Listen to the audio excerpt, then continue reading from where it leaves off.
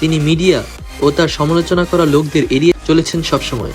তিনি 90-এর গণ অভ্যুত্থান পরবর্তী খালেদা জিয়া নেতৃত্বাধীন বিএনপি সরকারের সাথে তাল মিলিয়ে ব্যবসা করেছেন। আবার 1995-এর পর আওয়ামী লীগ এর সাথেও তাল মিলিয়ে ব্যবসা করেছেন। রাজনৈতিক পরিবারে জন্ম হলেও জয়নাল সাহেব সক্রিয়ভাবে রাজনীতিতে যুক্ত হননি। পলিটিক্সকে তিনি সর্বদা পাশ কাটিয়ে চলেছেন। 2000 সাল আস্তে আস্তে জয়নাল আবেদিনের দুই ছেলে, বড় ছেলে মোহাম্মদ কফিল উদ্দিন এবং ছোট ছেলে হানিফ উদ্দিন বাবার সাথে ব্যবসায় ও হানিফ এন্টারপ্রাইজের পরিচালনা কমিটিতে যুক্ত হন।